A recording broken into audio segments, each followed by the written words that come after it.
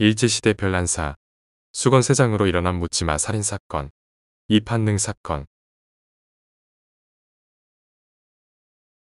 요즘에도 길거리 묻지마 살인이 문제가 되고 있는데 일제시대의 조선인이 일본에서 벌인 비슷한 사건이 있는 바 이것이 이판능 사건으로 그가 벌인 연속살인 사건을 말합니다. 도쿄 도거리에서 칼부림을 한 사건으로 카토 토모히로가 나키하바라 무차별 살상 사건과 비슷한데 이 사건은 살인행위 사이에 냉각기가 없어 연쇄살인이라고 볼 수는 없습니다. 그래서 연쇄살인 관련 연구에서도 9월 말 이후 언론 매체를 탄 최초의 연쇄살인범으로는 이판능 대신 이관규를 언급하는데 이판능은 일본에서 하숙을 하며 전동차 차장으로 근근히 먹고 살던 하층 노동자였습니다. 1921년 일본 도쿄에서 26세의 조선인 남성이 전차 운전수로 근무하고 있었는데 그의 이름은 이판능으로 결혼해서 자녀도 있는 가장이었습니다.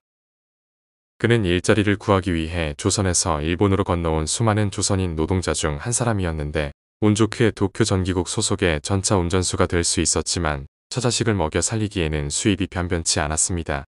그래서 일본인 하숙집에 머물며 근근히 살아가고 있었는데 이렇게 평범한 조선인 노동자가 묻지마 살인범으로 돌변한 계기는 놀랍게도 삼장의 수건 때문이었습니다.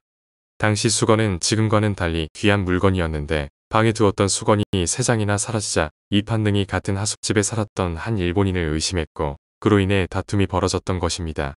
결국 이판능은 경찰서에 가서 수건 도난 사건을 신고했는데 오히려 조선인이란 이유로 무시만 당하고 소득 없이 집으로 돌아오지만 문제가 여기서 더 커지게 됩니다. 일본인과 다투고 경찰서까지 다녀온 일로 이번에는 하숙집 여주인과 말싸움이 벌어진 것으로 다툼 끝에 집주인 부부한테 일방적으로 폭행을 당해 다시 경찰서에 신고하지만 이번에도 모욕만 당하고 쫓겨나게 됩니다. 귀한 수건을 3장이나 잃어버린 데다 집주인한테 두들겨 맞고 경찰서에서 무시당한 이판능은 억울하고 분한 마음에 잠을 잘 수가 없었는데 도저히 화를 참지 못했던 이판능은 끔찍한 선택을 하게 됩니다. 부엌칼을 들고 주인 집 침실에 침입해 일가족을 모두 살해한 것인데 집주인 가족을 살해하고도 분노는 사그라들지 않아 극도로 흥분한 상태에서 집 밖으로 나가 길가나 사람들에게 닥치는 대로 칼을 휘두르기 시작한 것입니다. 이 한밤의 참극은 신고를 받고 출동한 순사가 이판능을 검거하면서 비로소 끝이 났는데 조사 결과 집주인 가족을 포함해 무려 17명이 목숨을 잃었고 대부분은 일본인이었지만 조선인도 일부 포함되어 있었다고 합니다. 이 끔찍한 사건은 당연히 일본 내에서 큰 화제를 모았는데 여기서 예상치 못했던 상황이 펼쳐지니 조선인이란 이유로 차별을 받은 사연이 알려지자 오히려 이판능을 동정하는 여론이 형성되었습니다. 이판능은 재판정에서 이렇게 말했다고 동아일보는 보도했는데 기사 말미에는 감정이 치밀어 눈물을 흘리고 만장이 동정하는 속에서 진술을 마치었다더라라는 온정적인 글귀가 덧붙여져 있었습니다.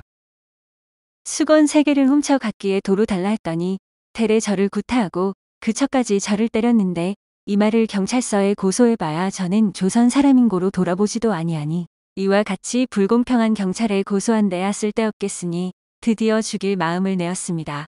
동아일보 1923년 1월 11일.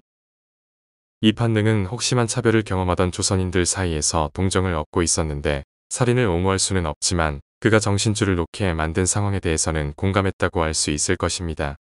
3.1 항쟁을 가까스로 무력화했던 일제도 조선 사람들의 정서를 완전히 무시할 수는 없었는데 이즈음 일본에서 민주주의와 인권신장의 기운이 만연해 다이슈 데모크라시라고 불리던 시기였습니다.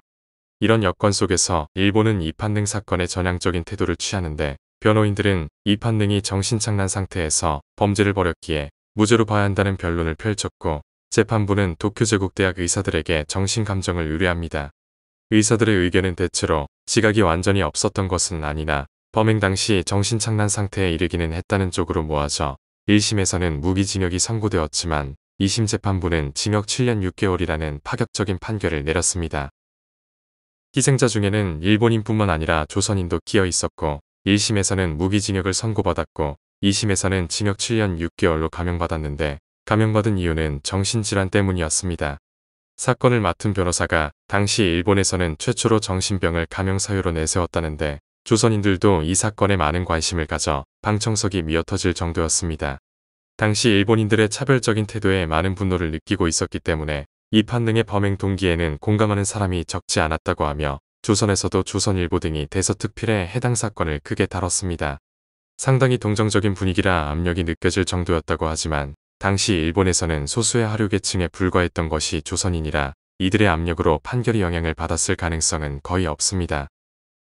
일제 식민 통치의 잔악함과는 별도로 이 판능 사건을 대하는 일본인들의 태도는 놀랍기도 한데 17명의 사람을 묻지마 살해한 사람에게 당시로서는 최선의 정신 감정을 하고 그 감정을 냉철하게 받아들여 형을 선고한 것입니다. 재작년 동경에서 17명의 일본 사람을 한 손에 살상한 이 판능의 공판은 20일 오전 10시 30분부터 동경지방재판소에서 개정하고 피고의 정신 감정에 대한 오의, 3패, 3전세 박사의 정신일은 잘하는 감정서를 낭독하고 피고 변호인은 감정서와 같이 정신 없는 자가 확실하면 의뢰의 무죄라고 주장하여 살시가 지난 뒤에 패정하였다. 23년 2월 22일자 동아일보. 정신 잃은 자는 현대로 치면 사이코패스에 더 가깝지만 그가 직장에서 온순하다는 평을 들었다고 해서 애매한데 공감 능력 준법 의식 결의 높은 충동성이 당시의 기준에선 정신이 없는 상태로 보였을 가능성이 있습니다. 놀랄만한 사건은 또 있는데 하숙집 주인 가족의 장례식장에 모인 일본인들은 이런 결정을 했다고 조선일보는 보도를 합니다. 유족을 위하여 동정금을 모으는 동시에 이 판능의 범죄 행위에 대하여 고인을 찔러 죽인 것은 정신에 이상이 생겨 그리한 것이요 고의가 아닌즉 이 판능의 유족에 대해서도 그대로 있을 수 없다 하여 또한 돈을 걷어주기로 하였고 기타 피해자에게도 성금을 분배한다더라. 조선일보 1921년 6월 10일. 끔찍한 사건 이후에도 이 판능이 분노로 정신줄을 놓았을 뿐 고의가 아니었다고 생각하며 그 가족까지 챙기는 일본인들의 모습에서 인간의 양면적인 면모가 엿보입니다. 조선인에게 차별과 경멸은 일종의 상수였고 일본인들이 인종주의적 편견을 드러내고 살았지만 일본 법정은 국적과 무관하게 냉철한 판단을 내렸고 어떤 일본인들은 범인 가족까지 살피는 휴머니즘을 간직하고 있었습니다. 그러나 이 판능의 행각과 이름은 널리 알려졌고 판결과 상관없이 잔인한 조선인의 이미지를 더해가서 여러 명을 죽인 살인자가 나타나면 제2의 이판능 제3의 이판능으로 불렸습니다. 그리고 일파 민원식이 도쿄 한복판에서 조선인 유학생에 의해 처단되는 일이 벌어지고 각종 시위에 조선인들이 앞장서면서 사회 혼란을 일으키는 조선인들에 대한 공포는 커져갔습니다. 급기야 1923년 9월 1일 간토대 지진 이후 조선인들이 반란을 일으킨다라는 헛소문 속에 일본인들은 조선인을 마구잡이로 학살하는 괴물로 현신하고 마는데 수많은 조선인이 길바닥에서 집안에서 죽어갔습니다. 그리고 마침내 2년 뒤인 1923년 9월 1일 관동대 지진이라는 엄청난 자연재해가 일어나자 일본 정부는 쏟아져 나오는 일본인들의 불만을 쏟아낼 적당하고 만만한 대상을 지정해 줍니다. 조선인들이 폭동을 일으켜 일본인들을 공격한다. 조선인들이 우물에 독을 탔다 등의 말도 안 되는 루머를 정부에서 반포한 것으로 이 판능 때문에 관동대 지진 당시 조선인 6,600명 이상이 죽었다는 것은 정말 비약입니다. 그러나 일본 사회에 조선인에 대한 혐오를 뿌리내리게 만드는데 이 판능이 일조를 했다는 건 역시 사실인데 21세기 대한민국도 오원춘을 비롯한 각종 조선족이 벌인 사건으로 조선족에 대한 혐오가 만연해 있는 것처럼 만약 어느 외국인 노동자가 한국인 사장의 학대에 분노한 나머지 그 사장 가족을 살해하고 그것도 모자라 길거리에 뛰쳐나와 오가는 한국인들을 무차별로 살해했다면 어떤 일이 벌어질까요? 우리는 이 판능 사건 후 그의 가족까지 챙겨준 일본인들과 간토대 지진 이후 죽창을 들고 조센징을 죽이라고 부르짖던 일본인들 중 어느 쪽에 더 가까울지 답을 상상해보기 바랍니다. 무튼 이 판능 사건은 정신 이상이란 주장을 받아들였기 때문에 형량이 낮아졌다고 보는 것이 진실에 가깝지만 이것은 2년 후 상당한 나비 효과를 일으키는데 일조했습니다. 이 사건은 이후 일본에서 조선인이 연관된 살인사건이 일어나도 조선인과 아닌 사회가 침묵하게 되는 단초가 되기도 한 것입니다. 사건 이후 이 판능에 대한 기록은 1955년에 61세의 나이로 사망했다는 것을 제외하면 남아있지 않은데 사망연도가 정확히 알려진 것을 보면 한국에서 사망한 것으로 추정됩니다. 물론 지금 재난이 일어난다고 해서 정부 차원에서 유언비어를 날조하거나 수천 명의 사람들을 죽일 리는 없겠지만 이 판능이 당시 일본 사회에 조선인들에 대한 혐오감을 심어준 인물임에는 틀림없습니다. 오늘 일제시대 별난사는 수건세장으로 일어난 묻지마 살인사건인 이 판능 사건이었습니다.